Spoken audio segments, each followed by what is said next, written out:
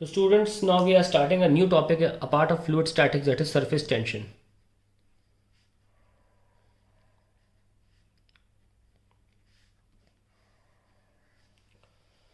Now we have seen that many examples we see around us, जैसे छोटे मोटे examples आपके सामने मैं पेश करता हूँ, जिससे आपको मैं गारंटी दे सकता हूँ कि आपको महसूस हो जाएगा कि हाँ, कई बार लिक्विड सरफेस जो है वो स्ट्रेच्ड मेम्ब्रेन की तरह बिहेव करता है. Let's write that part. The free surface of a liquid at rest always behaves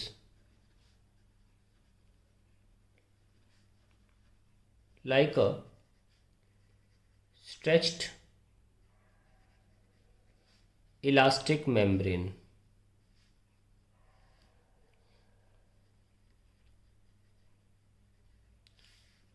ऐसा कई बार मैं आपको एग्जांपल्स देता हूँ. जैसे कि पहला एग्जांपल है, place a needle gently on the surface of a liquid at rest. जानते हैं क्या मिलेगा आपको? रिजल्ट मिलेगा, the needle will not sink. Sink नहीं होगी. अब मैं डायग्राम भी दिखाता हूँ, आप करके देख लेना घर पे एक्सपेरिमेंट. मैं नीडल का डायग्राम दिखा रहा हूँ फ्रंट व्यू से. पहले मैं दिखा देता हूँ आपको. चलो पहले मैं फ्रंट व्यू दिखा देता हूँ. नीडल नहीं दिखेगी, ध्यान रखना, आपको नीडल नहीं दिखेगी. नीडल का बस फ्रंट व्यू दिखेगा. तो मैं ऐसे दिखा रहा हूँ. ये नीडल है, अंदर की तरफ है नीडल सरफेस पे. और अगर आपको देखना चाहते हैं कि सरफेस कैसे दिख रहा है, तो मान लीजिए ये सरफेस मैं ऐसे बनाता हूँ अगर, तो नीडल ऐसे रखी हुई है. अब सोचिए लोहे की नीडल है, डेंसिटी 8 टाइम्स ऑफ वाटर. तो डेंसिटी ऑफ नीडल है वो 8 टाइम्स ऑफ वाटर. डूब जाना चाहिए, डूब तो रही नहीं है. कारण क्या है?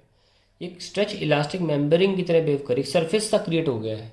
लिक्विड नहीं रहा है, एक तरह से ऐसा हो गया है. क्यों हो गया, ऐसा क्यों करता है, उस पर तो चैप्टर है. लेकिन मैं आपको साबित कर रहा हूँ कि ऐसे बहुत से एग्जाम्पल्स हमारे आसपास, जिससे साबित किया जा सकता है कि ऐसा होता है. एक और एग्जाम्पल देता हूँ. एंड्स, मस्कीटोज, फ्लाइज, ये सब है ना, etcetera, are able to work on water. है ना? वजह क्या है? क्योंकि एक स्ट्रेस्ड मेम्ब्रेन की तरह बिहेव करता है. फ्रीली ये सब पानी पे चलते रहते हैं. It is because the liquid surface behaves like a stretched membrane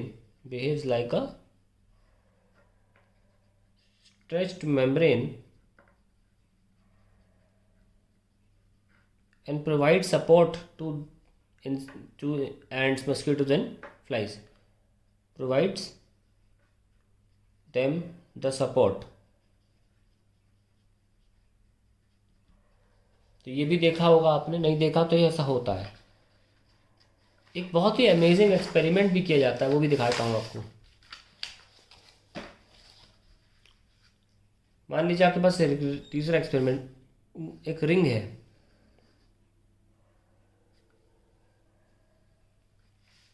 और इसमें आपने सोप बबल में डुबो के डाल के एक फिल्म सी क्रिएट कर ली रिंग में. एक फिल्म, सिर्फ क्या है, सोप फिल्म क्रिएट कर ली. अब इसमें आप क्या करिए, एक धागा होता है, धागा ऐसे ही डाल दीजिए बस. नॉर्मली एक धागा सा पुट कर दो, ऐसे छोड़ दो ऐसे कि एक लूप बन जाए. फिर क्या करना, इसमें एक सुई से छेद कर देना ऐसे, बीच से बोलते प्रिक्ड बाय अ नीडल. तो क्या होगा, जो होगा वो दिखा देता हूँ, वजह बाद मत करेंगे। ये हो जाएगा, ये वायर सर्कुलर शेप ले लेगा। जैसे आप छेद करोगे ये ऐसा नहीं रहने वाला, ये सर्कुलर शेप ले लेगा। इसको इस सोप फिल्म ने अपनी तरफ खींचा, एक स्ट्रेच मेम्ब्रेन की तरह खींचा अपनी तरफ। ठीक है, तो ये आपने फिनोमेना देखेंगे, गारंटी से बता रहा हूँ आप देख पाएंगे, आप कर पे करिएगा ये। एक और फिनोमेना हम देखते हैं कि मान लीजिए आपका जो ब्रश है वो वाला painting brush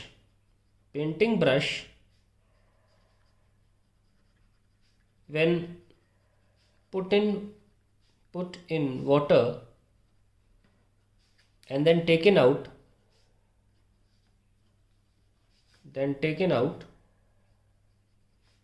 we see that all hair of painting brush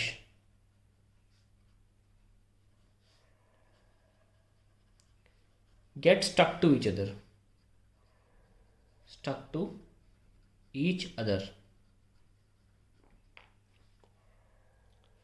तो ये हो क्या रहा है, एक और चीज़ बताता हूँ। हाँ, एक एक्सपेरिमेंट और याद आ गया, that the shape of drop is always spherical. Shape of drop is always spherical. अगर इनकेस जी जीरो है, एक्सेलरेशन ड्यू ग्रेविटी नहीं है, तो स्फेरिकल हो जाएगा। अदरवाइज आप देखते हैं कि ऐसे ड्रॉप बनाई जाती है। ये इस शेप का इसलिए लेती है क्योंकि ग्रेविटी काम कर रही है। अब ग्रेविटी को निगलेक्ट करेंगे तो शेप ऑफ ड्रॉप बिल्कुल स्फेरिकल आएगा। तो ये कुछ एक्सपेरिमेंट्स हम देखते हैं रोज़मर्रा की अपनी डे टू डे लाइफ में। फिज़िक्स ये हमारे आसपास चलती रहती है कि ब्रश डुबोया पानी में, वो सूख गया। ऐसे एक्सपेरिमेंट करोगे तो ये खुल जाएगा, हमेशा सर्कुलर शेप लेगा ये। ठीक है, सिमिलरली ये भी एक्सपेरिमेंट देखा हमने कि यहाँ पे हम सुई रखेंगे तो डूबेगी नहीं। तो अल्टीमेटली रिजल्ट निकल के आता है कुछ जगहों पर। जैसे यहाँ पे तो पहले एक्सपेरिमेंट में हमने साबित किया कि स्ट्रेच्ड मेम्ब्रेन की तरह है। दूसरे एक्सपेरिमेंट में, या दूसरा ऑब्जर्वेशन बोल सकें, एक्सपेरिमेंट तो नहीं है कि हम एंट और मस्क्यूटो को लिखा के बैठा रहे हैं, एक्सपेरिमेंट तो ये हुआ, ये ऑब्जर्वेशन है। दूसरी ऑब्जर्वेशन क्या कहती है कि एंड्स मस्क्यूटो फ्लाइज चल पाते हैं पानी पे और बैठ पाते हैं पानी पे। तीसरी जो ऑब्जर्वेशन है उससे हमें कुछ और साबित होता दिखता है। पहली तो ऑब्जर्वेशन से दिखता है कि स्ट्रेच मेम्ब्रेन की तरह है, और तीसरी साबित होता है कि जो वायर है उस पर छेद करने के बाद जो वायर था उस पर फोर्स लग रहा है इनवर्ट की तरफ, और सोप फिल्म जिस रीजन में है वो कम हो रहा है। Soap film region is decreasing. Point क्या है कि यहाँ सोप फिल्म पूरे भरा हुआ है, और यहाँ पे सोप फिल्म का रीजन जो है वो ये है, वो डिक्रीज हो रहा है। क्यों हो रहा है ऐसा, will come to that. Similarly हमने ये भी देखा कि जब पेंट ब्रश को हमने पानी में डाला तो उसके बाल चिपक गए, यानी कि उसमें भी कुछ क्या हुआ, पानी मिनिमम एरिया लेने की कोशिश कर रहा है। यहाँ पे सोप फिल्म ज़्यादा एरिया में थी, यहाँ सोप फिल्म एक छोटी सी रिंग पोर्शन में चली जाती है, और ताकि वो जितना छोटा हो सकता हो, ये सर्कल जितना बड़ा हो सकता था होगा। सर्कल ही क्यों बनेगा, सर्कल बन के और बड़ा नहीं होगा। सॉरी, मेरे कहने का मतलब ये है कि आप ऊबड़ खाबड़ कोई भी शेप धागे का लें, ये हमेशा सर्कल शेप ही लेगा। सर्कल शेप क्यों लेगा, क्योंकि जितने भी 2D फिगर्स होते हैं इनका पेरीमीटर अगर सेम रखा जाए और फिर 2 डायमेंशनल फिगर बनाया जाए, सर्कल हैज़ द लार्जेस्ट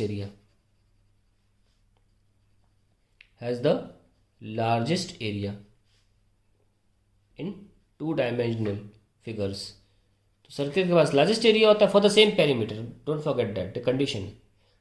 अब सबसे ज़्यादा एरिया अगर फैलने की कोशिश करेगा then it will result into minimum soap film area. अगर यहाँ बीच से मैक्सिमम एरिया होगा वो सर्कल बन के ही हो सकता है। तो उससे फ़ायदा क्या होगा, सोप फिल्म जो है वो मिनिमम एरिया लेने की कोशिश कर रही है। फिर सुनना क्या हुआ, तो पहली बार ऑब्जर्वेशन क्या दिख रही है हमें, सोप फिल्म मिनिमम एरिया लेने की कोशिश कर रही है। सिमिलरली यहाँ पे भी पेंट ब्रश जब पानी में डाला और बाहर निकाला, बाल चिपक गए, इसका मतलब फिर से जो लिक्विड है वो मिनिमम एरिया लेने की कोशिश कर रहा है। अब बात आती है ड्रॉप की।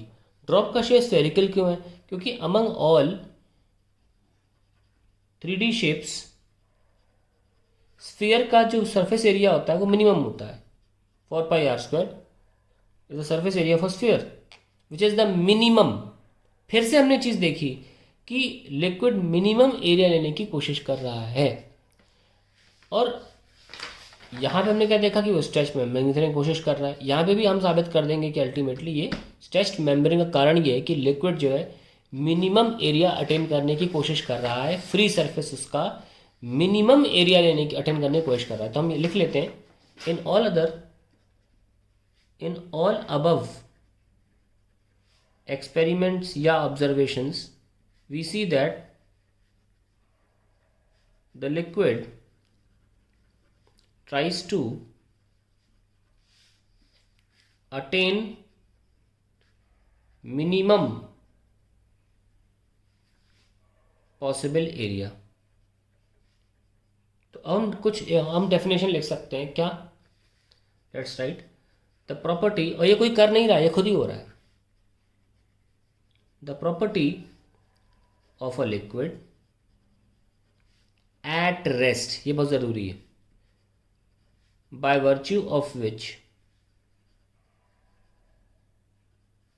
its free surface, ऊपर का surface, free surface behaves like a stretched membrane।